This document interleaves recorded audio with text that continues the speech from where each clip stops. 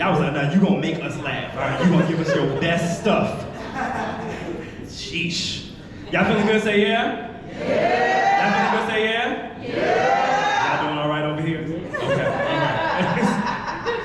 I couldn't see from my angle. Did you actually say you was killing these hoes? Did you say it? Did you say it? No, you didn't say it. Okay, all right. Thought it'd be a cool moment to share. Okay, that's fine. That's fine, okay.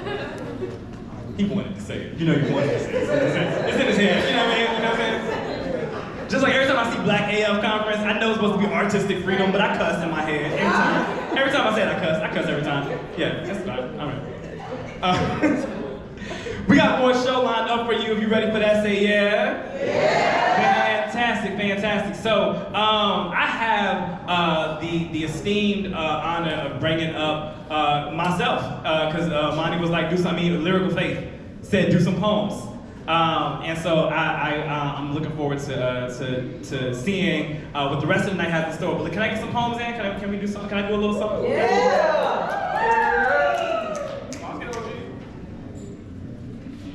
Being called OG is wild. I'm not gonna lie to you. Being called OG is crazy. It's diabolical. Man.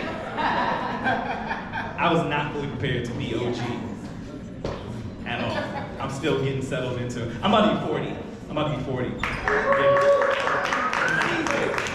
Seasoned. Oh man. The terms get worse and worse. A seasoned OG. Man. Everything about that sounds like it comes with an AARP card. That's, man. Sheesh. I'm a father of 3. That's the appropriate response. That's the appropriate response. That's a lot of kids. All right? One might even still say too many. You know what I mean? I love my kids. I love being a dad. Listen. So I'm gonna be. Listen, parenting is a full-time job. It's a full-time job and it's a lifetime job, right? No matter, you know what I mean? But for me, I'm going to be parenting a long time, all right? I got 3 kids. Here we go. 18, 8, 2. Yeah. Just popping out 1 kid per generation. It's kind of where I'm at now. Yeah. Gonna be parenting for a long time, you know right?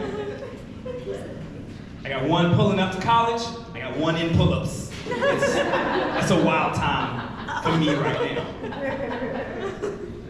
I love parenting because I get to see the human experience as an observer. I get to kind of watch them come into their own and become this beautiful human being. And I have a little something to do with that, right? In raising them. But they become their own person. They make their own decisions. I'm learning that very much with my 18-year-old, all right? Like, she's becoming her own person. And then, you know, I'm gonna be honest about parenting, right? Because I've established that I love my children, right? I think we've established I love them. I'm not going anywhere, all right? But sometimes I don't like, the oldest. Sometimes I don't like the oldest one. The 2-year-old still got some grace. But the 18-year-old is starting to work my damn nerves. But I love her though. But you have no idea, there's all these other influences that play a factor into how they're gonna like turn out, right? There's all these other factors. But it's a pleasure actually to watch to them to grow, to learn, and to come into their own. I ran across this quote some years and years ago, and this turned into my favorite quote, and then this favorite quote turned into one of my favorite poems. So you guys want to hear one of my favorite poems? Word. There is a quote that goes, aerodynamically, the bumblebee should not be able to fly. Its body is too big. Its wings are too small. But it goes on anyway because the bumblebee doesn't know that. I'm not sure who put the fear of falling into my family, but it's all they pass on. Convinced that adversity is a bear that will swash you into the grass. We weren't meant to fly, they say. And I have been tasked with raising a queen.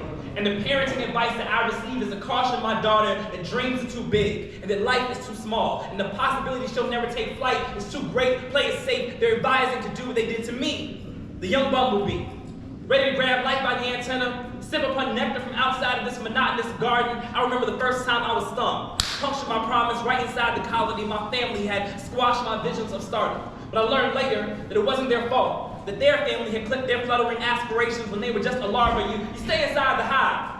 You'll thrive more if you just get a good job and you make a lot of honey. I fell, but flat with vigor to my next blossoming passion. Poetry strapped to me like pollen, brought it back to my elders, and they stared with 1,000 premature judgments in their lenses. They don't know what all the buzz is about. But I plead that when you are flying, success is seen in an array of colors, and life ain't always so black and yellow. The world is so big. Their goals were too small. You gotta aim high above rain clouds to avoid wet wings, so I journey on a turbulent path, reconditioning my mind to remember that no, I'm no dragonfly, but I span just enough to stay afloat. And my baby girl, she's a chip off the old stinger, all venom and optimism, testing the air with hopes that get so high that you could pack it up in a dime bag and sell it. But I won't drown her in their doubt or scare her into thinking that she may leap from the branch, but she's not guaranteed to catch a draft. Shoot, she may even crash. Forget that. I look her square in the innocence. I tell her to soar like no bug before you. You don't have to be a firefly to look like a star. You go to altitudes only the sparrows brag about. You touch God's eye, you show Icarus what he did wrong. And when you make it back, there are plenty of flowers in the field. You find which scent works for you. You be whatever you want to be. And should anyone ever tell you otherwise, you state it very plain, so that an insect-sized mind can understand. It said the bumblebee's body, it is too big. Its wings, well, they are too small. It shouldn't be able to fly, but destiny doesn't know anything about aerodynamics.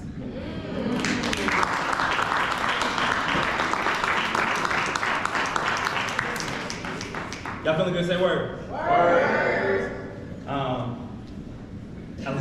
love being a parent and just seeing how, kids that grow up in the same house, same rules, same values, can all kind of come out just a little different, right? Sarcasm is the #1 language in my house. That is our first language, all right? We talk cash, trash all the time. My son is a very literal person. Does not really understand turns of phrases or sarcasm. Just colloquialisms, things that we've just grown to say over time. We know what it means. He doesn't get any of it, all right? So I'm leaving for a show, and I'm like, oh man, I know we were supposed to do some stuff that day. I didn't manage my time well. I had to leave. Cool. I said, hey man, when I get back, we're gonna do all the stuff that I said. I promise. Pinky promise. He was very, very confused. And I was like, no, man, like you gotta do the thing with the pinky and you gotta wrap it, and then it locks in, that's just how it works. And he was like, but the pinky is the smallest finger, Daddy. That's not a very big promise. And I was like, you don't want the largest finger. That means something completely different, okay? But that's just the kind of person he is, all right? He's just his own person, he thinks his own way, all right? So this piece right here is actually based on a true story. I'll tell you more about it after. So my son flutters about the house, arms out, no direction, like a butterfly, playing tag with his own shadow. One Halloween, a butterfly is what he asked to be, unprompted. He knows nothing about what society associates with fancy colors and flutter. He just loves butterflies. And I don't know if you know how hard it is to find a boy butterfly costume. But there ain't one. Not a single one. They're all meant for girls. They're all flowy dresses and monarch gowns. They are fairies turned multicolored insect. And we bought one because my baby wanted one, and so there he was. All orange, black, and satin, frilly bottom, wingspan, bright as the summer. My son was 3 at the time. Doesn't know what a dress is. Never addresses it as a dress when he sees it. Just imagines himself dressed to the nines and free from his chrysalis. When I was a boy, you couldn't be butterflies. At best, you could be a wasp, a scorpion, something that stings or gets stung, something that hurts, but never chrysalis. A chrysalis hardens and it births a rainbow. A chrysalis allows what's inside to become new. And I was taught, the boys, well, you don't get to rainbow. At best, you can scab. A scab hardens and then births a scar. And it's ironic, because boys fly out of their childhood, but they're often scarred by it. He was so fascinated with butterflies that we learned a few things, like how some wings are poisonous. And ain't that a metaphor for a boy born into toxic, carrying it on his body, on his back, dangerous, when he just wants to be beautiful, wants to stop and smell the roses, but son still stops mid-stride to admire a flower or the sky or the beauty in just being alive. He is a kaleidoscope of emotions and always breaking free with butterflies. They're so easy to break, and that is what scares me most, that some human is gonna come along and rip away in his delicate innocence. I learned that when you touch a butterfly's wings, it kills a million tiny scales, and this is when a monarch loses its color. This is when a boy forgets he's allowed to be beautiful or whimsical or alive. But if you stay perfectly still, then a butterfly will trust you enough to land on you.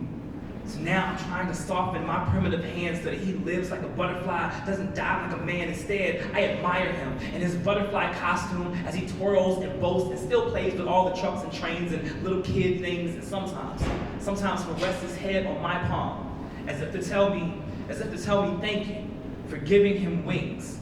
And all of this happens while I'm in my own shell, learning from him how to be free.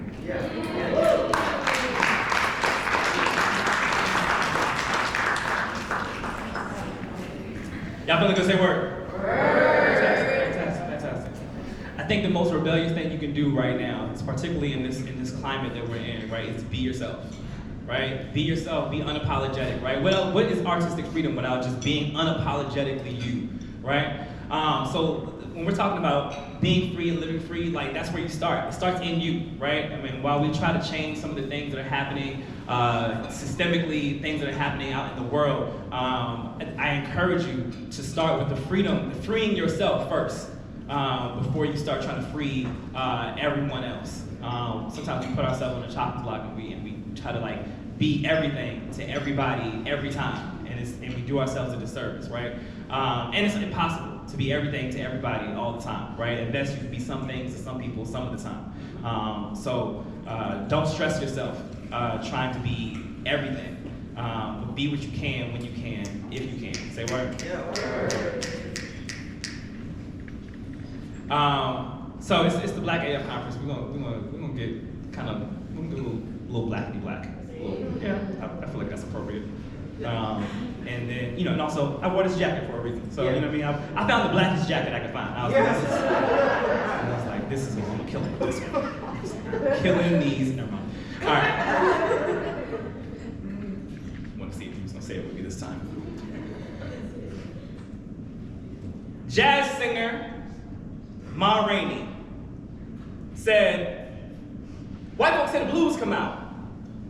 They don't know how it got there.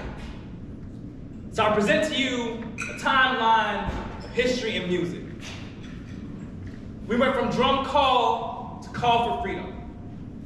From plucking on banjos to bondage on a ship. From djembes to Django, we are survivors. And here we are, crashed on the soil of tobacco, cotton, sharecropping fingers, coarse like their hair. Course like the lashes on their back, course like their pain, harmonizing the key of trauma, traumatized to the harm of being a minority, looking for the freedom notes. The slave song rebellion mapping north like a Union soldier's bugle, singing a Negro spiritual. And the same fingers that have been clutching the necks of blues and folk guitars were the same fingers clutching tear-soaked ropes from their necks. Who but us could unravel a noose and turn it into an instrument? Go through hell and then make gospel. Like fire, shut up in the bones of a burning cross and baptize themselves in a colored fountain. I mean, who but the Negro could fry up a Jim Crow and then feed a nation revolution to the symphony of the iron hand bigot called America? The pop of gunshots like police batons and snare justice in the teeth of police dogs. Who but colored folk could find rhythm in a riot, make a Motown out of a march, put up a funkified soul fist for freedom, and then when the soul need a break beat, we bass, boom, crack walls, crack glass ceilings. Even in the 80s when crack babies are being born in a concrete existence, we pump up the volume and the veins. Who but blacks could use needles to spin back the hands of time and scratch the surface of a broken history? Who but descendants of the enslaved? Now only slaves to a rhythm could take centuries full of suffering and make genres full of joy and rising sounds like black, notes on a white page and they want to know how it got there. We've always taken the off key that we've been given to make a resilient medley, and they want to hit the notes, they want to silence the notes, they want to deaden the notes, but it is said that you can kill a revolutionary, but you can't kill the revolution. When you are children of the drum, I mean, people can stop the heart, they can never stop the beat.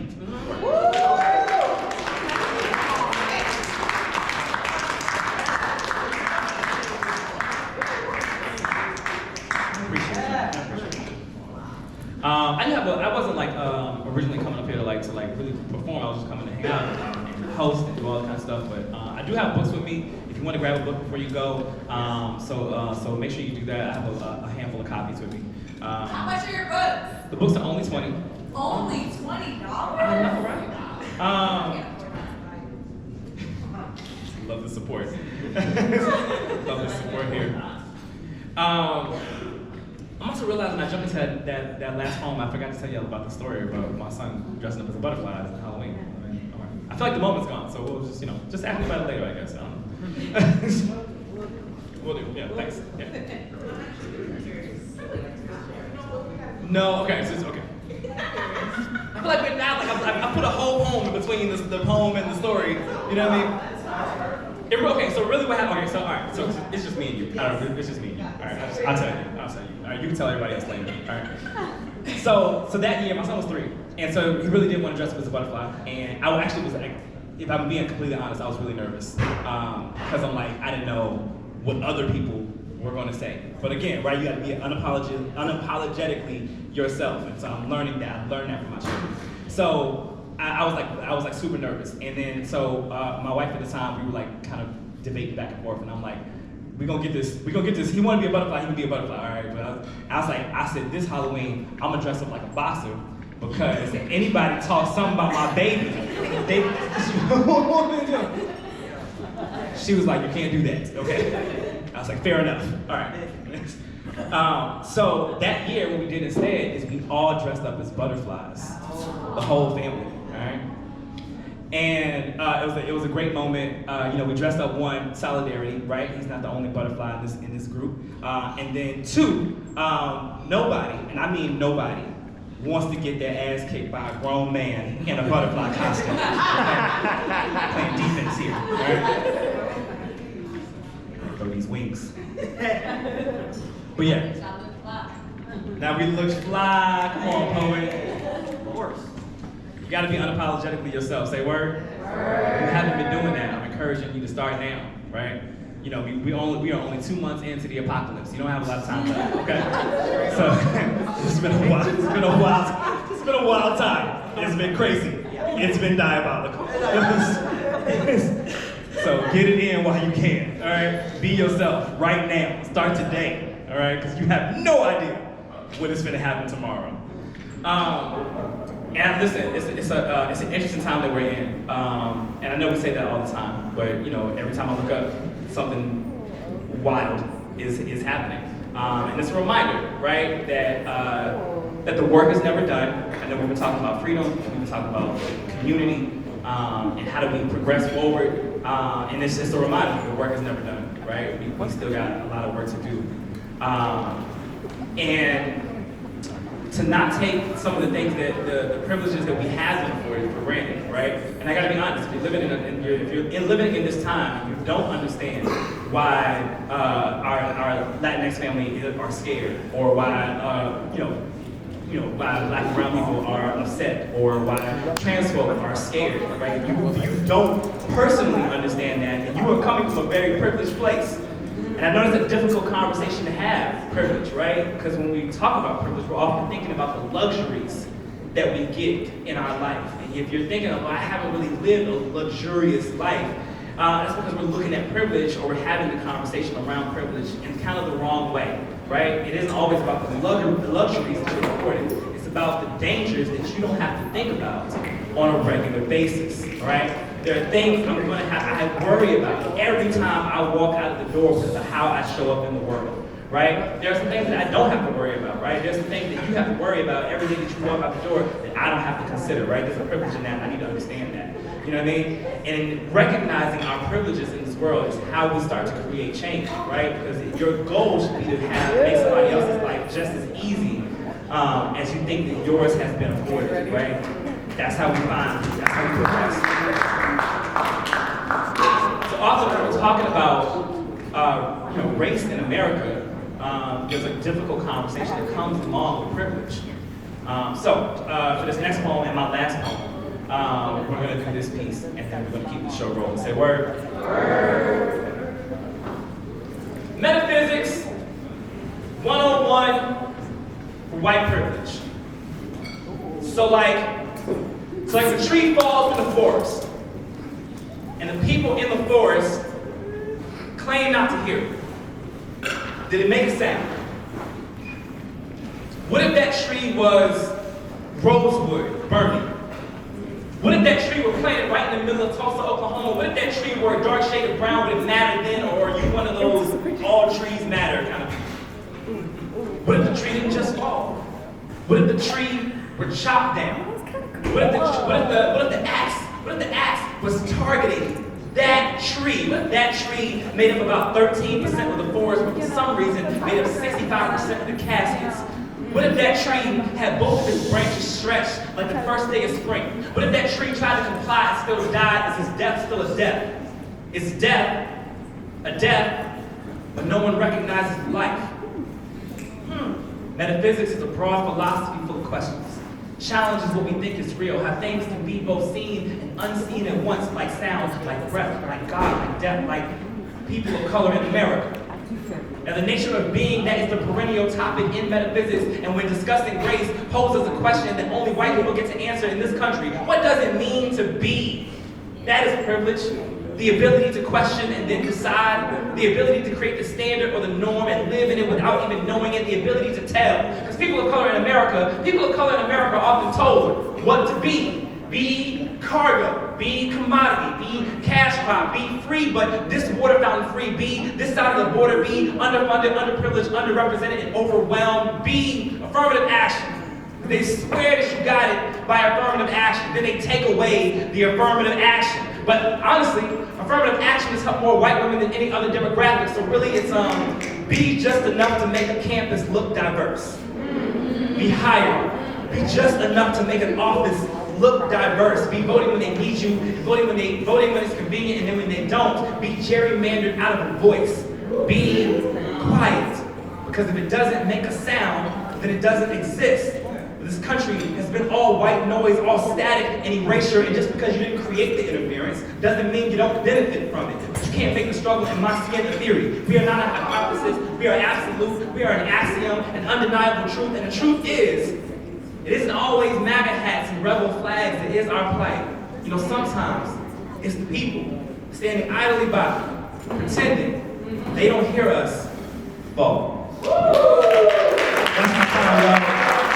My name is Roscoe Burnems, and I'm Roscoe Burnems on all social media. ROSCOEBURNEMS. I know I spelled that really fast, but you know where it's written correctly? On my book. You should get my book. That's where it's written. You can find it spelled right every time on there. Okay, so are we ready to keep the show rolling?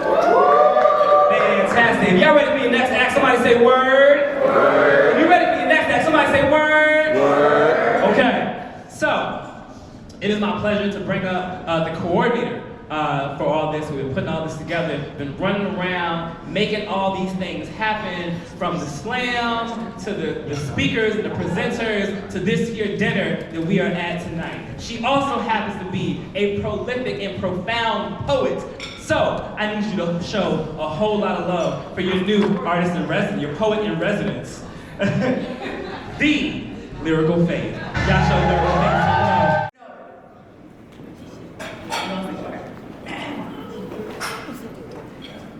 And the chant at the protest goes, hard times like y'all, bad trips like y'all. Nazareth, I messed up, homie, you messed up, but if God got us, then we gon' be alright. My people come from a long line of making music.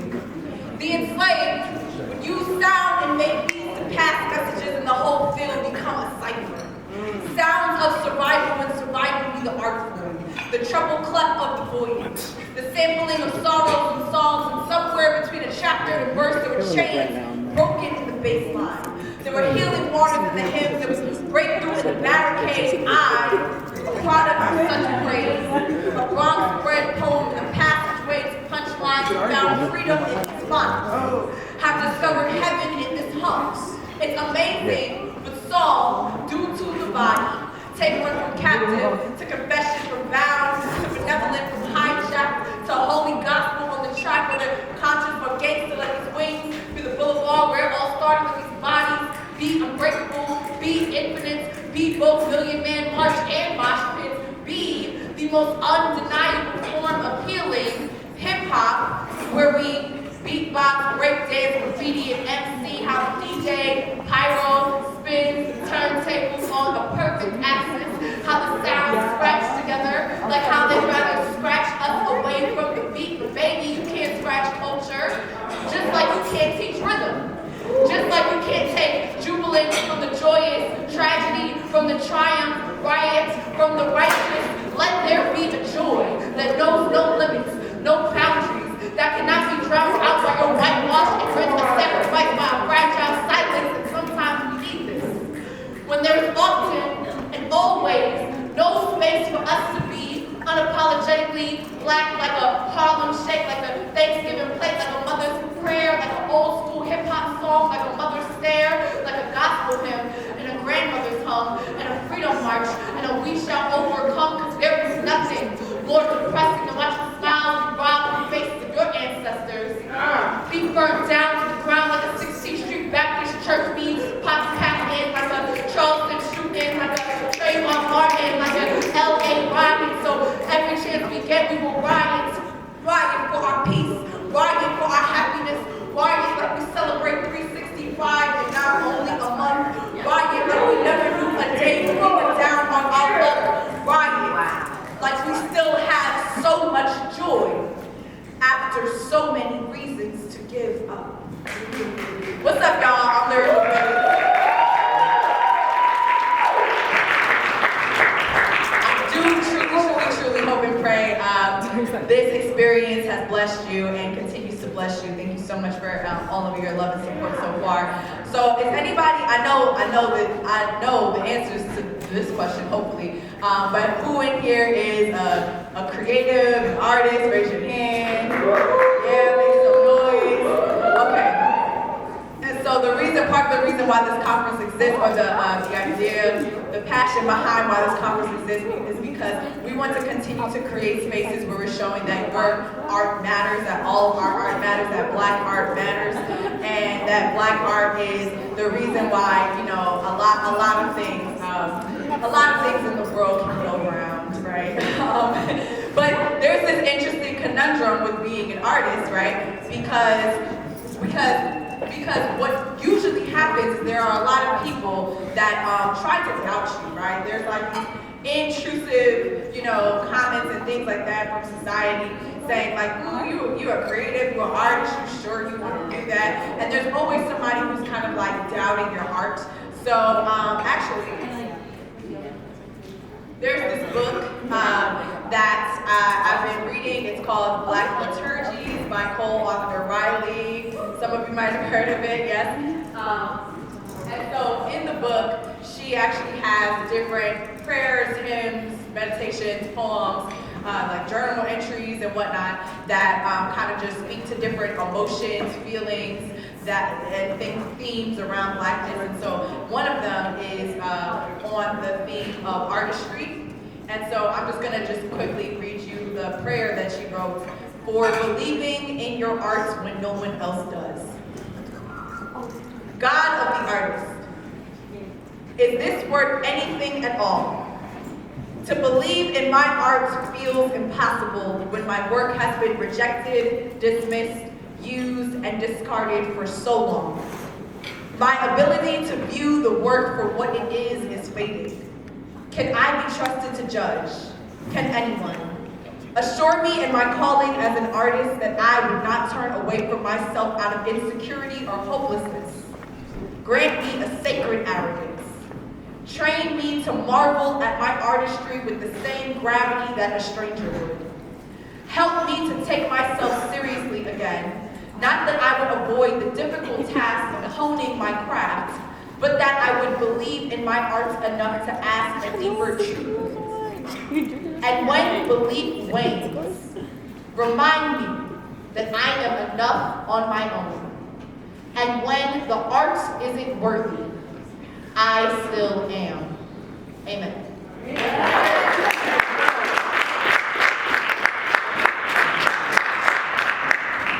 So in the poetry world, right, we just have like little phrases and like call and responses that we do.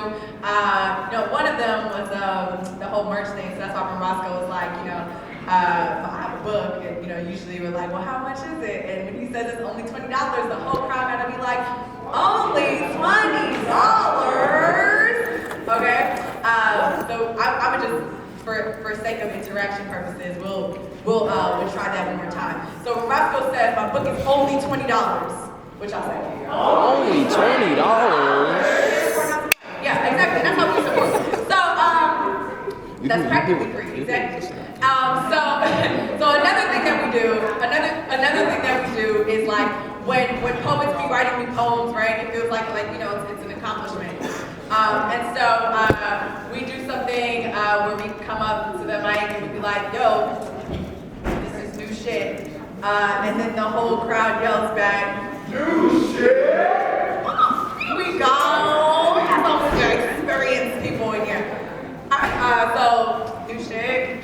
New shit! Great. So this poem is actually, this was based off of a challenge that somebody in the poetry community put out for poets to like write to this prompt, right? And the prompt is I've been writing these poems, right? Or I've been writing these poems, and the response is like whatever it is that comes to your mind. So I'm gonna read this for y'all because this is like the newest thing that I wrote, and it was in response to the prompt I've been writing these poems.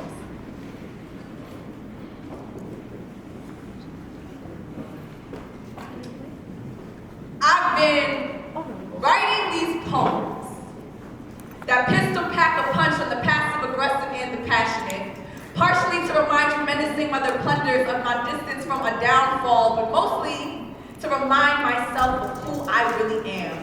Every day above ground is a holy day.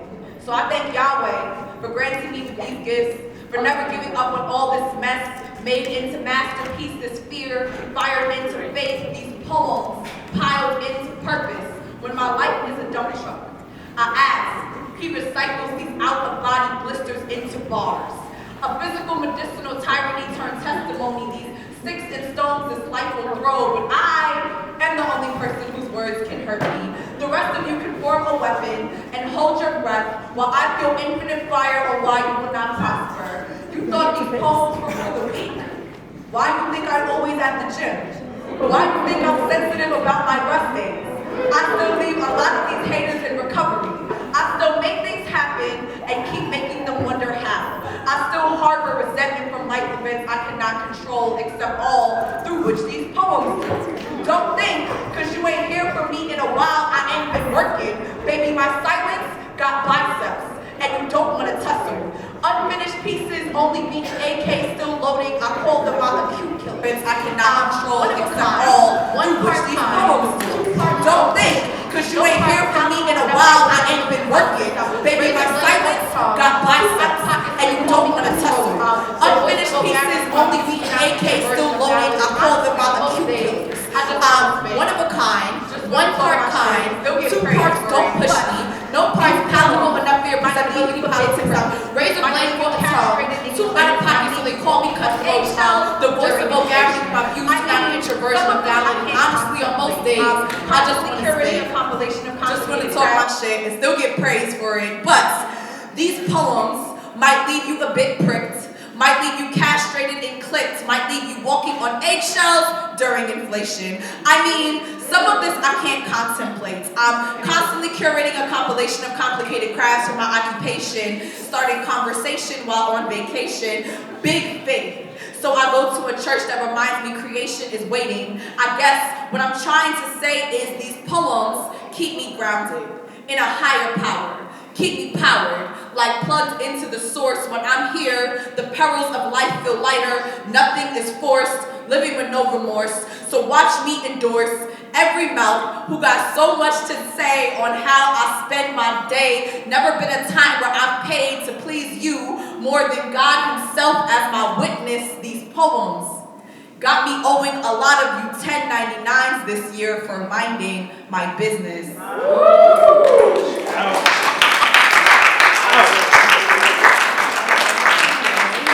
Alright, so I just got 2 more pieces for y'all before we jump into getting the host back on stage and transitioning into our final act of the night. But something I wanted to say, if you haven't already, just wanted to plug myself. My artistry page is Lyrical Faith Poetry, and yeah, that's Lyrical Faith Poetry on everything. And I'm just really grateful. I'm thankful for all the work that the school, the campus has allowed for me to be able to do. I even I host an event here, right here in this space called Bright Moments Poetry Night. It happens every month here on campus. It's the only spoken word, open mic, and showcase night that happens. The first one here that happens at the Fine Arts Center, and I've been running that show for the past 3.5 years. And so the first one for this semester is taking place on the last Thursday of February. That's February 27th, so this upcoming Thursday. And yeah, I'm grateful for being able to do this conference. We really couldn't do this without you and your support.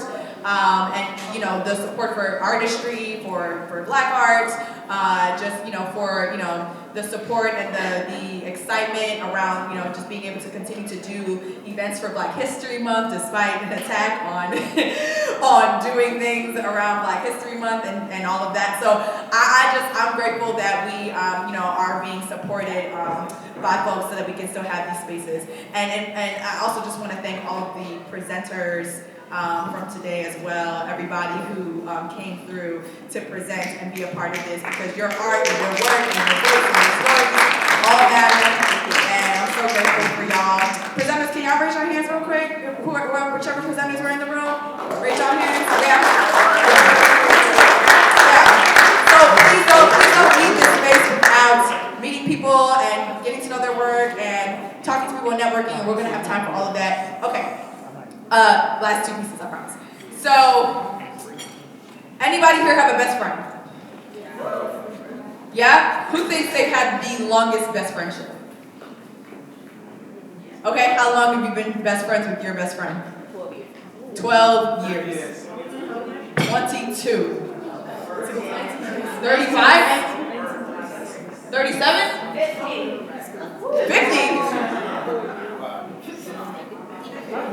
You've been best friends with your best friend for 50 years. You about to raise your hand, you got discouraged. You can still say yours, what's yours? You said I'm fine? You said 10? 15. 15, okay, so give it up for that. So Michelle, you said 50 years? Alright. So this right here, I think best friendships are so special and so important. And it's just so, to kind of have that person in your life too, and those people, right? And so this right here is for all the best friendships that will make it to 50 years and beyond.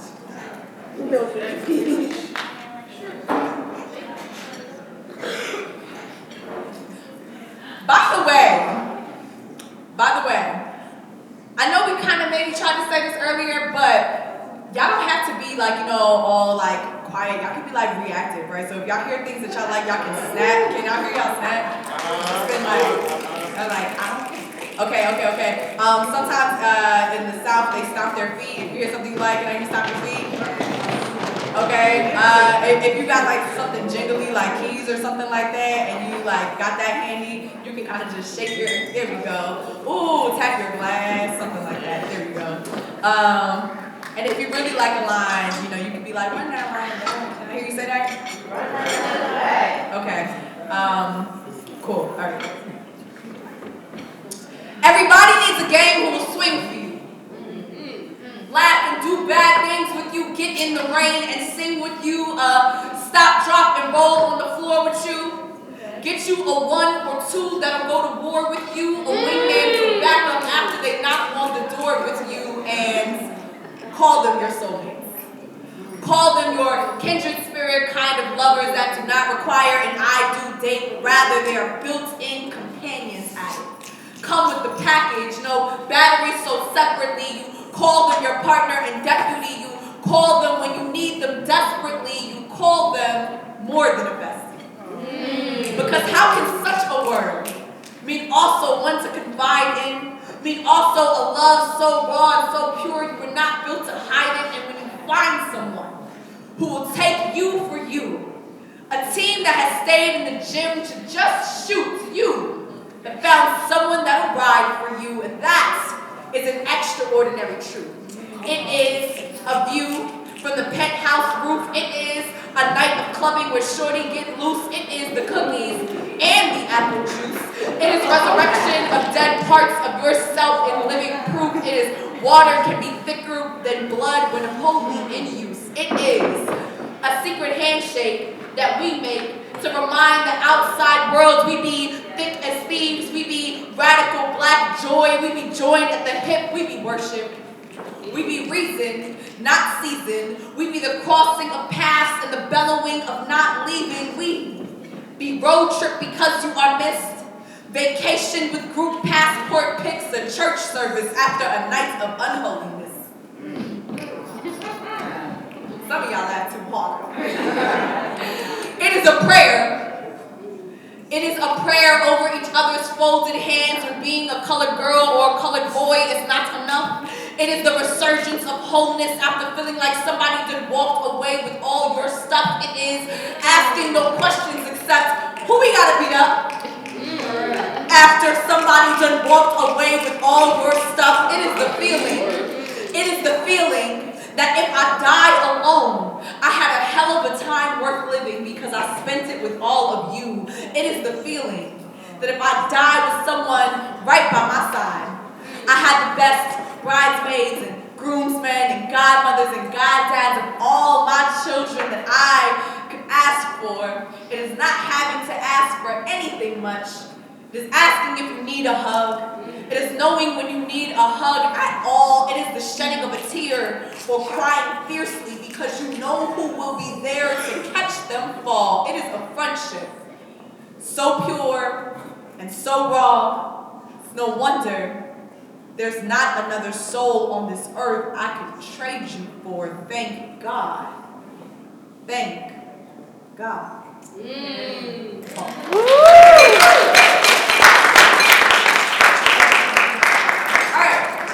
Y'all feeling good? Say, oh yeah? Oh yeah. All right. I am just, once again, I really just want to make sure that everybody in the space feels valued and appreciated and seen and heard. So just everybody who's here, who's been here from yesterday, who's been here from this morning, up until now, could you just please give it up for yourselves for being here? We really, truly could not have done this without our committee, without our volunteers, without the guest speakers, without the presenters, and everybody who came together in order to make this day possible, this weekend possible. And so I, for one, am truly grateful. If I haven't said that enough, please pull me to the side and say, hey, I don't feel appreciated, so I can tell you again that I'm grateful for you. All right. So I have this last piece, if that's cool. And then we can get into, some more fun stuff before we depart and part ways. But before I do that, I just want to know because I know people came from different places tonight, and so I know we have our students. So shout out to our Umass students that are in the building. Students of colleges in the nearby area. I know some people came as far as, I know Chicago is in the building. Yes. Yeah, thank you. One of our presenters, I believe, came out here from Baltimore is in the building. Yeah. Some presenters came out here from, I know Boston is in the building. I like the gang, okay? No, I'm just kidding. And then where else am I missing? Any Connecticut is in the building? Yeah, we got Connecticut in the building. Yeah, shout out to Cairo, yeah. Of course, we got Richmond, Virginia in the building. Yeah. Anywhere else? Came from away?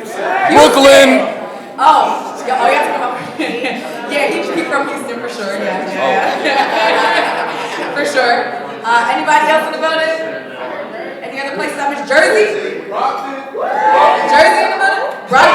Brockton in the building? Okay. Alright. I'm here and now, like this is your footprint, like this is your mark that you're making, make it count, right? And so there's a poem by one of my really well-known poet, but one of my personal favorite poets by the name of Carvin Lassant. It's called Tell Them. So I have the poem after him. It's called Tell Them. So here it goes. And just thank y'all so much for being here and bearing and staying with us throughout this entire weekend. Really appreciate y'all and just give y'all a lot of love. Thank you. Thank you for your heart.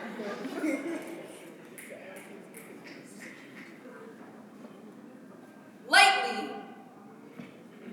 y'all got me thinking about how I am going to transition. Maybe I'll get cremated.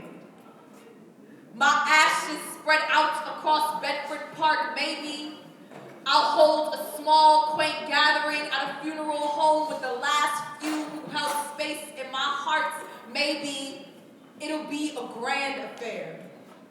Lights flashing from ceilings, a gold-encrusted coffin, a pastor preaching from John 14, silencing a crowd who is grieving, carrying a bouquet of roses to my body, reminding folks why we should give them their flowers while they are still here. I do not know how I am going to leave this planet, and I do not know when. I do know that when I go, I'd rather you tell them about how I enjoyed sunsets far more than I did mornings. Tell them I laughed as hard as I cried. Tell them I found joy in the worst moments. That I searched for a smile somewhere in the pits of depression. Tell them I thrived in the learning of lessons. Tell them I was born to be heard. That I crawled out my mama's womb 8 pounds, 10 ounces heavy with hands that most would barely consider ready in our hearts, fueled by the passion of dreams sown with faith the size of mustard seed. I will make you believe if you let me. Tell them when I loved, it was unselfish, like there was an abundance of it even if I didn't know. Tell them when I hugged, I held on like I couldn't let go. Tell them I was walking targets, that girls who looked like me could not last quarter century, that we could not cry and fight and stand in sight without trying to write our own eulogy. Tell them I was bad at lying, that I couldn't keep a poker face to save my life, and it has probably caused me more strife than anything. Tell them I'd speak life into anything. Tell them that when we were about to get lit, as long as you're over 21, I'd probably say we can get into anything. Tell them I was a scholar,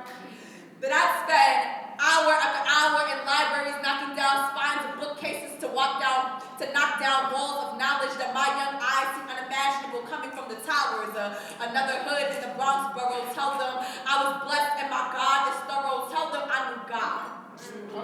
That I believed His grace was sufficient. Tell them I prayed to be acceptable in His vision. Tell them I was never sent on a mission too big or too little. Tell them my dreams were far too big for my pillow. Tell them I was a force to be reckoned with, a wallflower perked upright, a spark with the intensity of 1,000 flames just waiting to ignite. nights. Tell them I was a wildfire raging at nights, cutting into darkness, taking every last thing on earth I came into contact with and making it light. Tell them I was a concrete road, still learning how to ride a bike. Tell them I was merely an empty sky, just waiting to fly a kite. Tell them I occasionally wrote down words. I recited them on stages. Tell them I got a rush from filling them up onto pages. Tell them I knew poetry better than I knew the looks on some people's faces. Tell them I prayed it would take me places. Tell them I prayed it would take me places. Tell them I've been to 4 continents, 24 cities, 24 countries, 72 cities, and have laid in beds other than my own. But just remember, one day after I am gone, you tell them that no matter where I was or what I did, it was here, through these poems, that I, Lyrical Faith, found home.